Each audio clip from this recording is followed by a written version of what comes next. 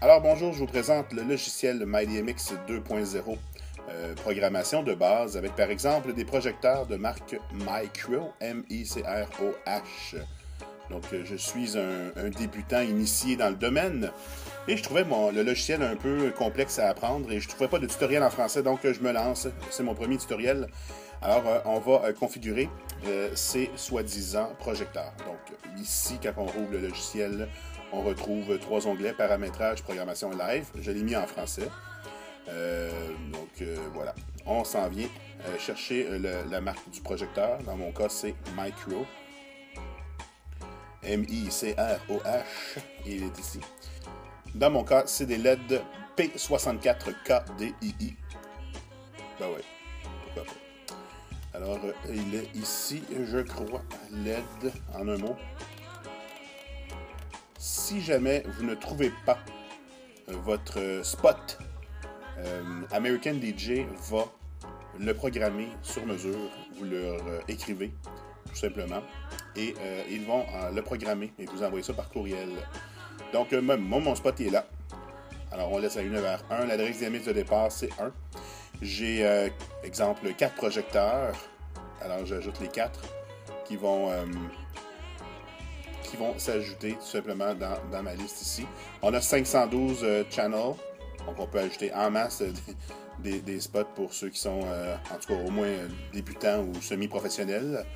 Donc, mes 4 spots sont ici. On peut aussi définir une série et toutes les mettre à l'adresse numéro 1, bien sûr. Ces spots-là utilisent 4 channels. Donc, le premier channel qui est le power. Le deuxième channel qui est rouge, vert et bleu pour le deuxième, troisième et quatrième pour chacun des spots. Une fois que les spots sont ajoutés, on s'en vient dans la programmation. Et là, je vais vous montrer comment, exemple, mettre tout rouge. C'est assez simple en fait. Ici, donc le 1, le 5, le 9 et le 13 correspondent au power des spots, comme j'ai dit. On peut cliquer tout simplement ici pour les allumer, comme vous voyez. Il va jusqu'à 189, qui est le DMX.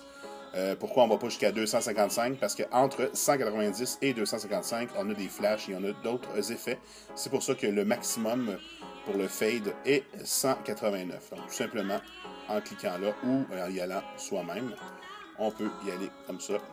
Ou on peut également, on aurait pu tenir contrôle pour le monter d'une shot, comme ça. Maintenant, donc si on veut mettre tout rouge, ben c'est pas très compliqué. On les slide vers le haut, c'est le premier. Tous mes spots allument en ce moment rouge. OK? Je ne vous montrerai pas la vidéo des spots qui allument rouge, mais croyez-moi, ça allume. Ensuite, quand on a terminé, c'était ma programmation de tout rouge. On lui donne un nom, rouge. Par exemple, voilà. On sauvegarde et on donne un nom. Scène 3, exemple. Voilà. C'est enregistré. Une fois qu'il est fait, on s'en vient dans live. Et en cliquant sur rouge, les spots allument, tout simplement. On va créer un blackout. Ça serait intéressant de pouvoir tout éteindre également. Blackout. Ben, c'est comme ça. Hein, par défaut, c'est déjà comme ça. Blackout. On s'en vient. On sauvegarde. Live. J'ai mes deux boutons. Tout rouge. Et blackout. Vous retrouvez ici un petit icône Soundboulder que j'aime bien. En cliquant dessus, ça va dans mon autre écran, je l'amène ici. On retrouve les 4 spots qui sont là. 1, 2, 3, 4. Et on peut interagir avec eux sans pour autant avoir en tout cas, c'est comme une façon de plus pour voir.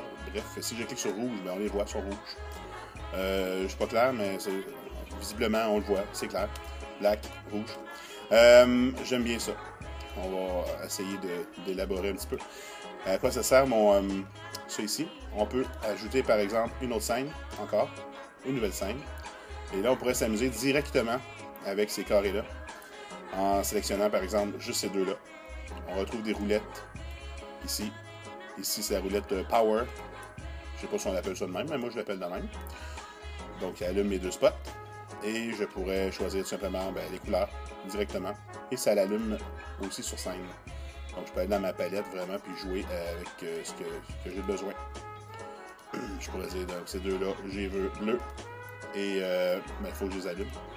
Voilà. Alors ça, c'est pour ces carrés-là. On peut jouer directement avec les boutons. Une fois que c'est fait, on se regarde tout le temps. On lui donne un nom. Test. On s'en enlève. Et blackout. Test. Rouge. Donc, on retrouve ça. Par la suite, qu'est-ce que je vous montrais bien? On peut s'amuser avec les effets. Bon, là, on va un peu plus loin, mais bon, c'est toujours intéressant. Effets spéciaux. On a un Color Matrix Effect. J'aime bien ça. On vient ici chercher les effets qu'on veut, vous voyez. Et les spots vont tout simplement s'ajuster selon la couleur qui passe devant le carreau. Ouais. Et c'est bien intéressant. On a la spirale. On a ça ici, hein? Les petites boules. Les petites boules, on peut s'amuser avec le nombre de balles. Ici, on peut en ajouter. Et on peut en enlever, mettre plus de balles, des plus grosses et plus vite, moins vite. Bon, bref. On peut également mettre d'autres effets, du feu. Cela est intéressant. Parce qu'on peut voir sur la scène, dépendamment de comment votre scène est aménagée, ça peut tourner. C'est un effet intéressant. On peut également changer la couleur en cliquant tout simplement dessus. Et on a une palette de couleurs qui arrive, qui apparaît. On clique OK. Et voilà. Une fois que j'ai terminé, j'aime ça, je fais « Wow! » C'est trippant. Je clique sur « Générer » et ça va créer la scène. On s'en vient ici. Puis on a notre nouvelle scène qui a été créée, comme je vous l'ai montré. Notre test est là, notre blackout est là, rouge est là. Qu'est-ce que je vous montrais bien? Je pourrais, par exemple, vous montrer, ce serait plus intéressant, avoir un fade-in pour le rouge et faire un fade-out pour le blackout. On y va avec ici à droite, et on a des steps, des pas. Donc, c'est semi-anglais, semi-français, hein, number of steps, et c'est les pas. Le rouge, j'aimerais ça avoir un fondu vers le haut. C'est ça, un fondu tout simplement. On va cliquer ici. Le petit crochet qu'il y a là, on sauvegarde. Comme ça, ça va ajouter, ça va le fondre tout simplement d'un effet à l'autre. Si je m'en vais sur la carte, je clique également, tout simplement là. Et je peux lui donner un temps de fondu. On va lui donner par exemple 2 secondes. Et le temps d'attente, on va le remettre à 0. Parce qu'on n'a plus besoin d'attendre à la fin. Voilà, 2 secondes de fondu. Blackout, même chose. 2 secondes. 1, 2. Temps d'attente. J'en veux plus. Temps d'attente, c'est bien sûr quand on va créer. On va le faire après. Tiens, je vais vous montrer ça tout de suite après. Blackout, rouge, sauvegarder. Je m'en viens live. Qu'est-ce que ça fait? Ça prend 2 secondes, hein? C'est pas un secret. Blackout, ça descend. 2 secondes. Et rouge, on remonte en 2 secondes. Vous aurez compris que, bien sûr, on peut faire d'autres couleurs. C'est assez facile. Pour ne pas avoir à répéter tout ça, pour ne pas avoir à répéter fondu et tout ça, je peux dupliquer. Donc, je clique sur mon rouge, je clique sur le bouton dupliquer. Et ça s'en vient à la copie. Et là, on pourrait dire, maintenant, tu deviens bleu. Et tout simplement sélectionner mes rouges on va leur dire bye-bye en tenant les boutons. Bye-bye. Et on va chercher les bleus. Je tiens toujours CTRL. Et avec la souris, je tiens encore CTRL et ça va monter ce que je désire. Alors voilà, c'est bleu. Et donc, ça respecte le fade et tout ça. Je peux également, si ça vous intéresse, pour que ce soit plus rapide, s'il y en a qui ont 75 channels et tout, vous pouvez attribuer des touches. Alors, je me dis, mettons que celui-là étant le bleu, bouton droit, Learn Keyboard Command. Et je vais écrire, pour ma part, je vais peser sur B pour bleu.